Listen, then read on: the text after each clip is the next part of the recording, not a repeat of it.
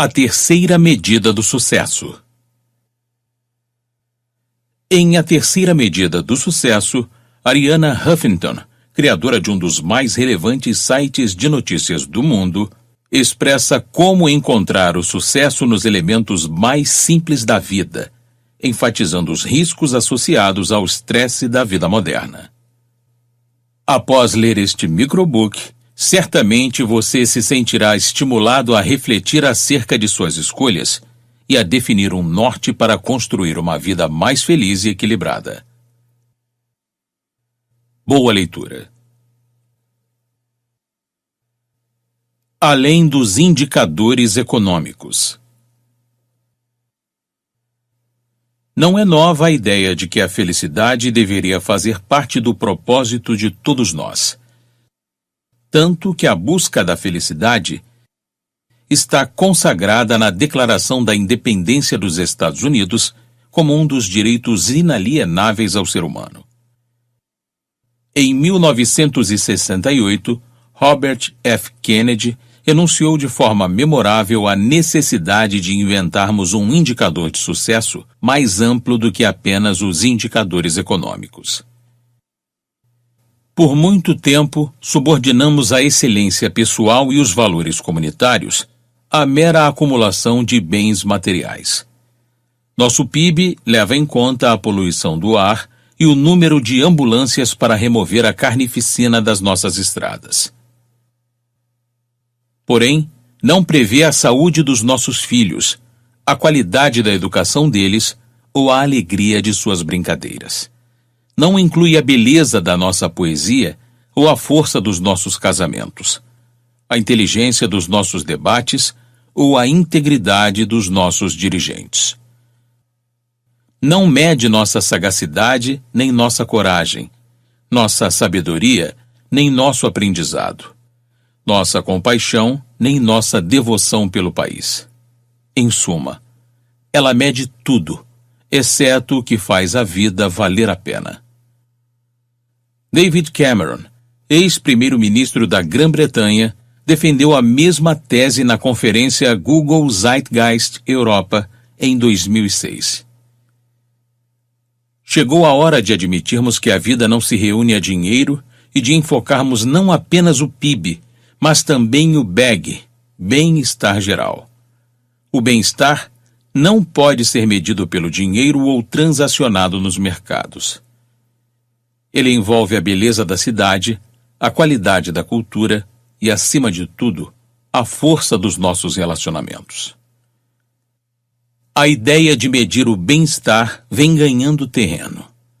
O diretor do Earth Institute, na Universidade de Colômbia, Jeffrey Sachs, que edita o relatório da Organização das Nações Unidas, diz: existe agora uma exigência mundial crescente de que a política esteja mais alinhada com o que é realmente importante para as pessoas.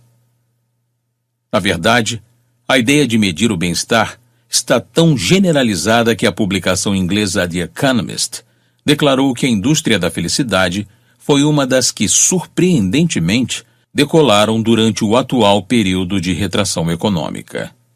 Devemos apoiar qualquer esforço em provar que somos mais do que a contribuição que damos à nossa conta bancária, ao resultado financeiro de nossos empregadores ou ao PIB do país.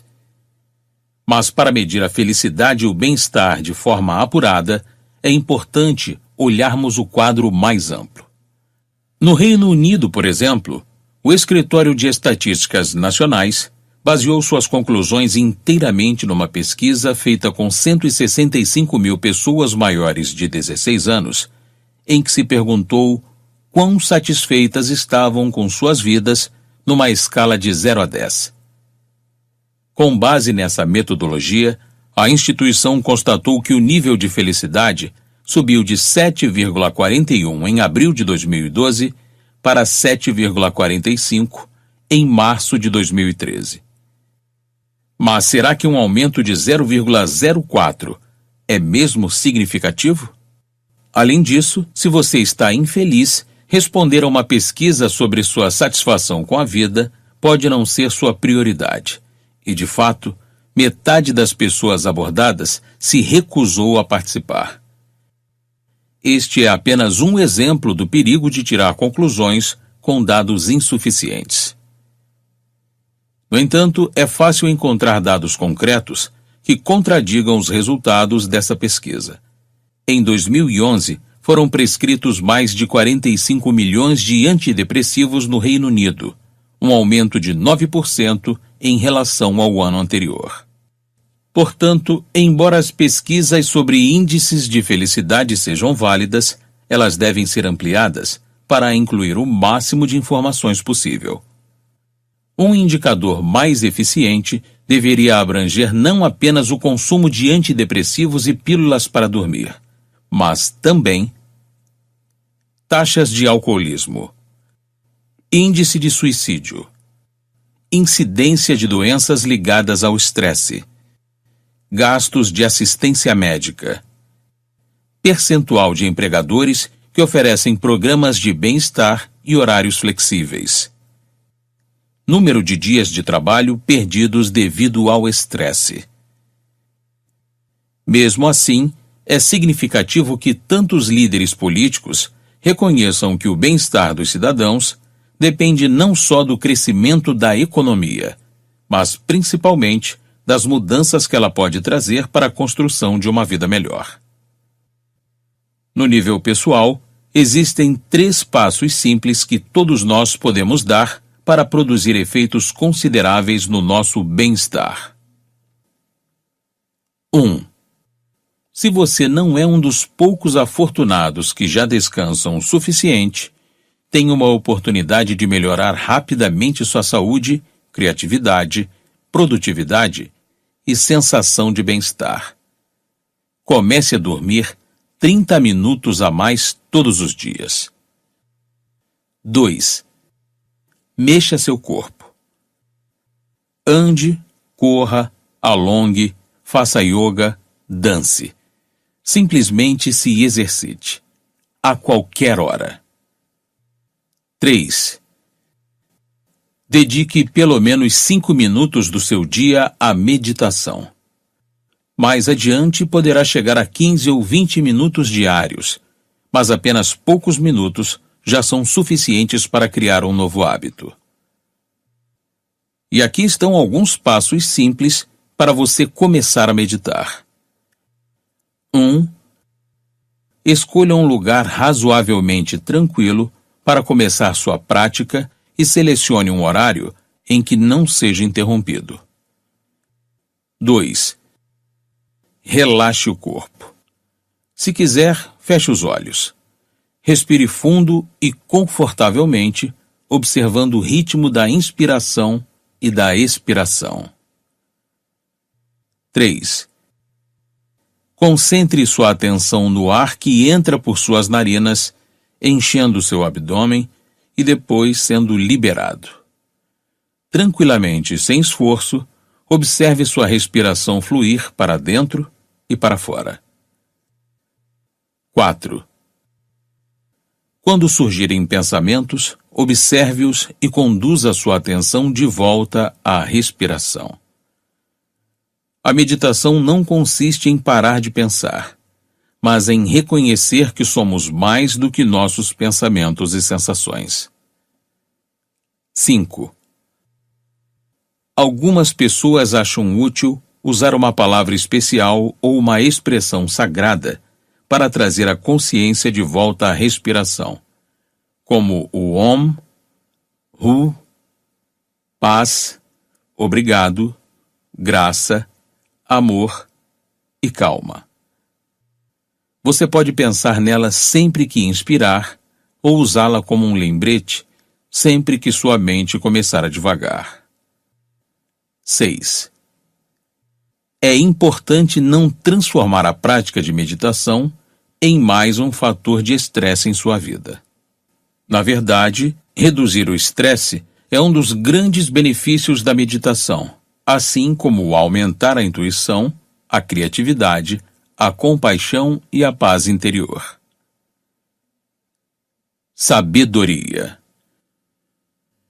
Viktor Frankl sobreviveu ao Holocausto. mas perdeu os pais, o irmão e a esposa grávida nos campos de concentração. O que ele extraiu daquele horror inimaginável se tornou a base de seu livro atemporal, Em Busca de Sentido. Nós que vivemos aquilo tudo, podemos lembrar dos homens que percorriam as barracas confortando os outros, oferecendo seu último pedaço de pão. Podem ter sido poucos, mas eles eram prova suficiente de que tudo pode ser retirado de um homem, exceto uma coisa, a última das liberdades humanas: escolher o próprio caminho, qualquer que seja a circunstância. E o que Frankl fez com aquela liberdade foi achar sentido em seu sofrimento. Se existe um sentido na vida, deve existir um sentido no sofrimento. O sofrimento é uma parte ineradicável da vida, assim como o destino e a morte. Sem sofrimento e morte, a vida humana não pode ser completa. Um dos grandes textos sobre a relação entre sofrimento, aceitação, sabedoria e transformação é o livro de Jó, na Bíblia, que indaga como devemos reagir quando as circunstâncias parecem injustas e arbitrárias. Em outras palavras, o que fazer quando coisas ruins acontecem às pessoas boas? Um fazendeiro abastado, chamado Jó, foi tema de uma disputa entre Deus e Satã.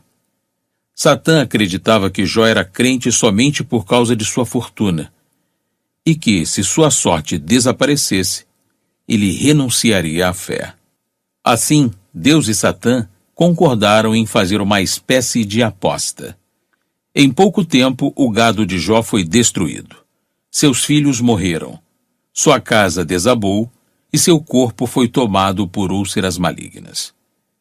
Mas sua reação foi proclamar: Nu saí do ventre de minha mãe, e nu tornarei para lá. O Senhor o deu e o Senhor o tomou. Bendito seja o nome do Senhor.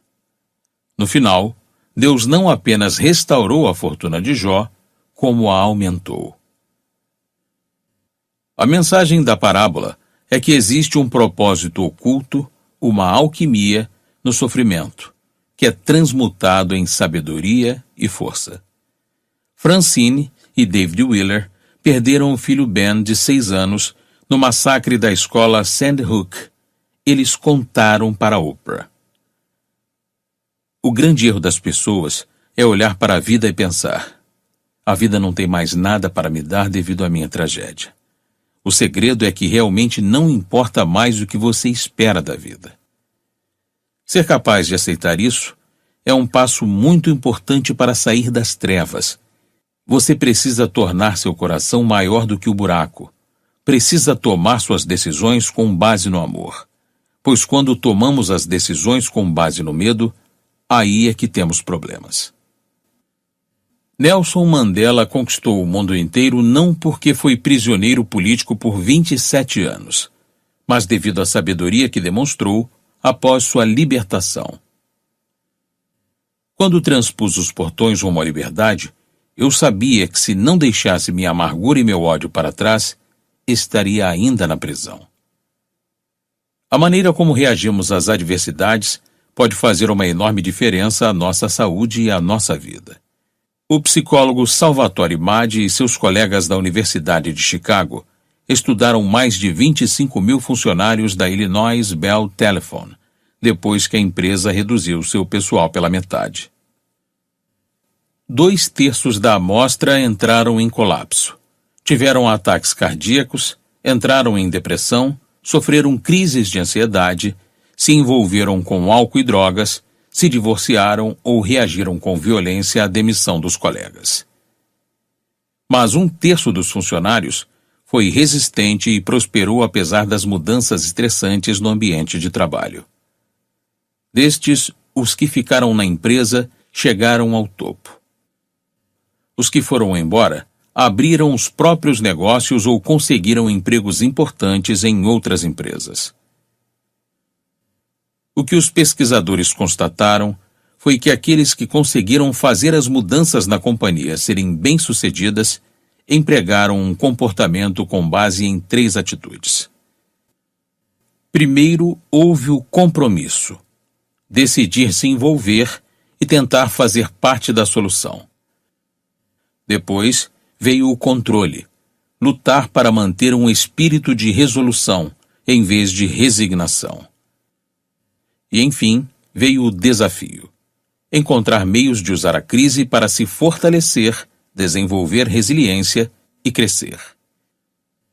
De acordo com Lawrence Gonzalez, autor de Sobrevivência Profunda, Quem Vive, Quem Morre e Por Quê, diante de situações ameaçadoras à vida, 10% das pessoas permanecem calmas, concentradas e vivas, enquanto as outras 90% entram em pânico. Por que essa diferença? As pessoas que têm mais chances de sobreviver são aquelas capazes de enxergar oportunidades nas situações difíceis. Os sobreviventes estão sintonizados com a maravilha do mundo, escreve ele. A apreciação da beleza, a sensação de assombro, abre os sentidos. Gonzalez cita a experiência de Antoine de Saint-Exupéry, o aviador e autor de O Pequeno Príncipe, quando seu avião caiu no deserto da Líbia. Saint-Exupéry manteve a calma e procurou algo em que concentrar sua energia positiva. Aqui estamos, condenados à morte, e ainda assim a certeza de morrer não se compara ao prazer que estou sentindo neste momento, escreveu ele. A alegria que tiro dessa metade de laranja que segura em minha mão é uma das maiores alegrias que já conheci. Achando algo, qualquer coisa, que nos permita manter a senda da esperança aberta e uma atitude positiva viva, podemos lidar com a perda, o sofrimento e a tragédia. Os sobreviventes sentem grande prazer até mesmo com seus menores sucessos, escreve Gonzalez. Enumere suas bênçãos, seja grato, afinal, você está vivo. Seja qual for a situação, a vida inevitavelmente nos desafiará. O importante é saber que dispomos das ferramentas internas para enfrentar os desafios. Existe uma grande diferença entre a aceitação estoica e a resignação. Não se deixar perturbar pelas dificuldades e frustrações do dia a dia não significa não tentar mudar o que está ao nosso alcance. A famosa oração da serenidade sintetiza a sabedoria estoica.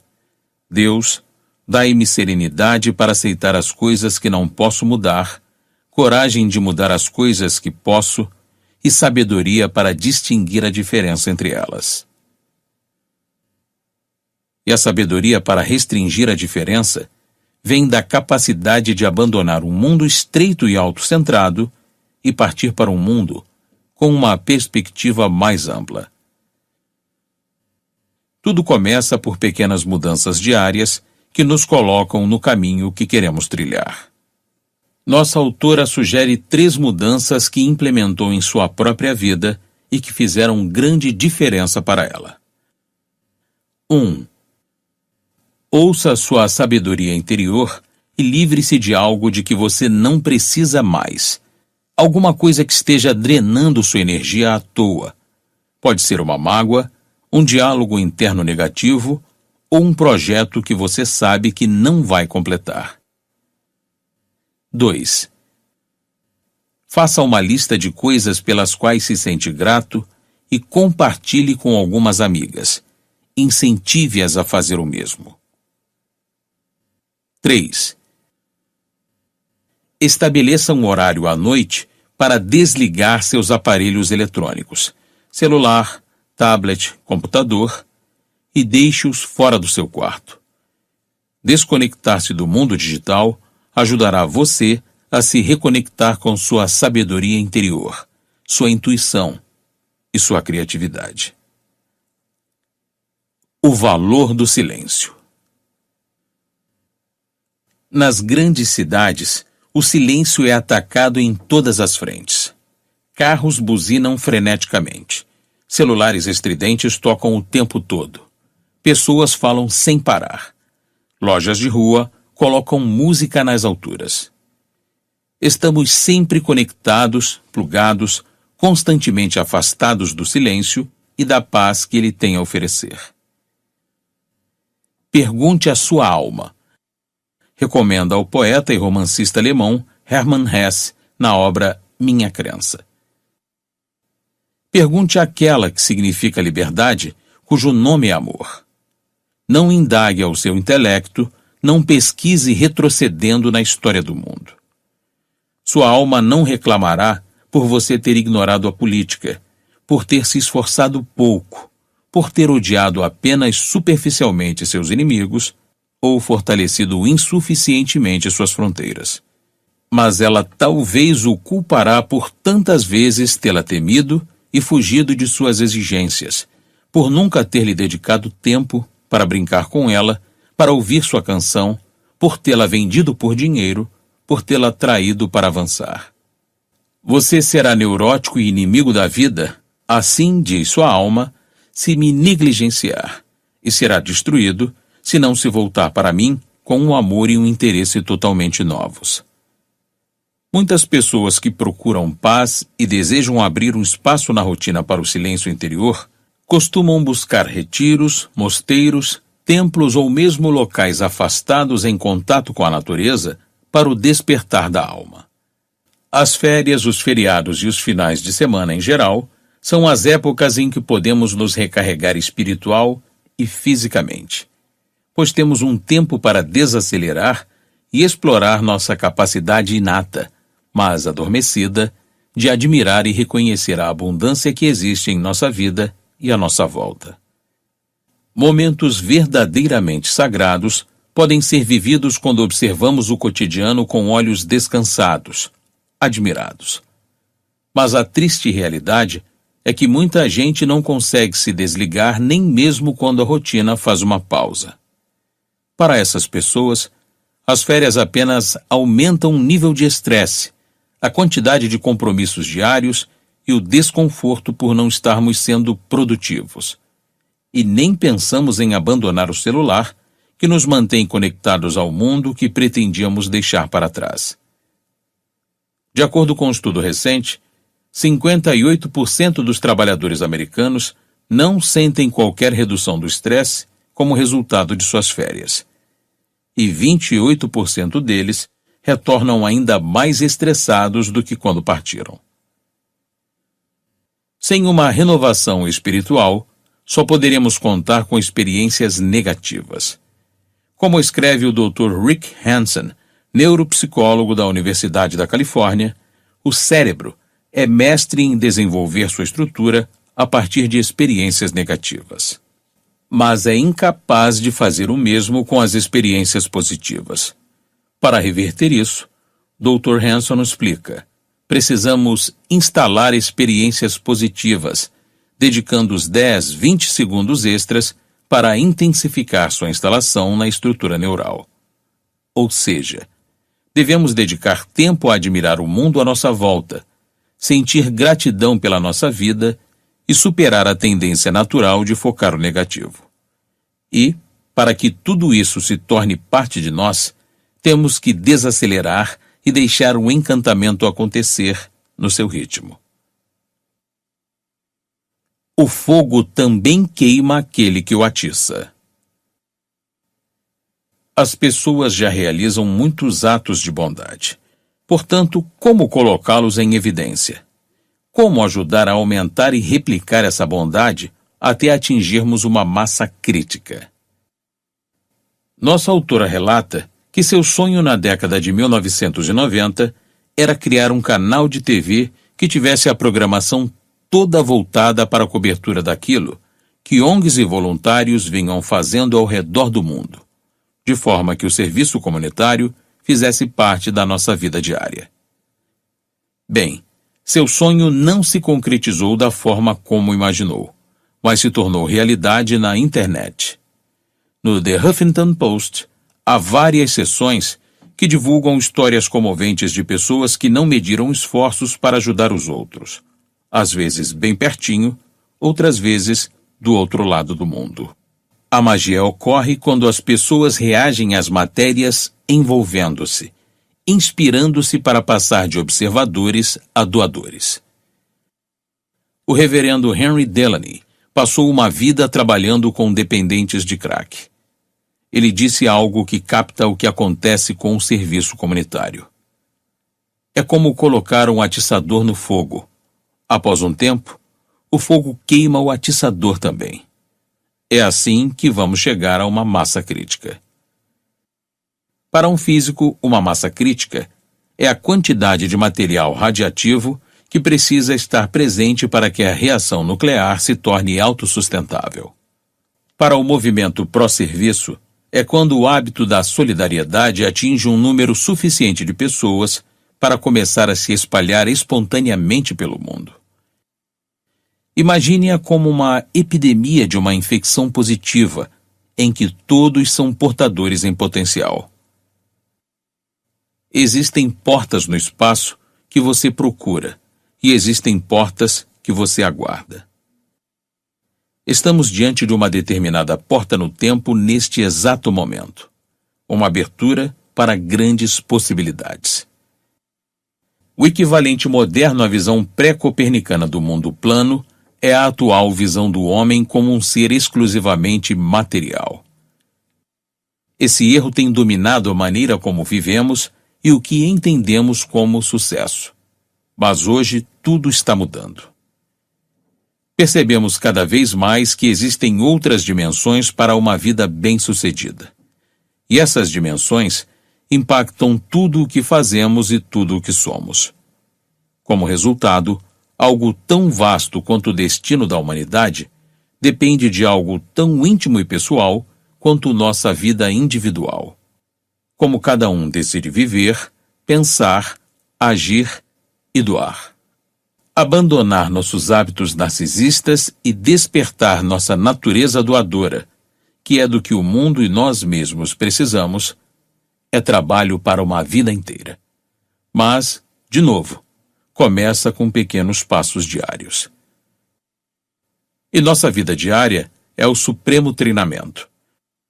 Se você se convenceu de que sua meta é escrever o próximo best-seller mundial, talvez nunca comece. Mas terá bem mais chances de começar convencendo-se a escrever 100 palavras por dia. O mesmo processo acontece com a transformação pessoal. 1. Faça de pequenos gestos de bondade e doação um hábito e preste atenção em como isso afeta sua mente, seu corpo e suas emoções. 2. Durante o dia, faça contato com pessoas por quem você normalmente passaria sem falar. O caixa do supermercado, os garis da rua, o atendente do restaurante. Veja como isso ajuda a se sentir mais vivo e mais conectado com o momento. 3. Use um talento ou uma habilidade que você possua, contabilidade, decoração, culinária, para ajudar alguém que poderia se beneficiar com esse gesto. Isso impulsionará sua transição de uma pessoa dinâmica para uma pessoa caridosa e o reconectará com o mundo e com a abundância em sua vida. Notas finais. Dispomos, em média, de uns 30.000 dias para jogar o jogo da vida. A maneira como vamos jogar será determinada por aquilo que valorizamos. Os últimos estudos científicos comprovaram que, se venerarmos o dinheiro, nunca nos sentiremos realizados de verdade. Se venerarmos poder, reconhecimento e fama, jamais acharemos que temos o suficiente. E se vivermos a vida numa correria frenética, tentando encontrar e economizar tempo, acabaremos exaustos e estressados. Mas lembre-se de que, embora a sociedade nos incite a ganhar mais dinheiro e a subir cada vez mais alto na escada do sucesso, ela quase não nos estimula a permanecer conectados com nossa essência, a cuidar de nós mesmos e nos aproximar dos outros. Portanto, encontre um lugar para se erguer, um lugar de sabedoria, paz e força.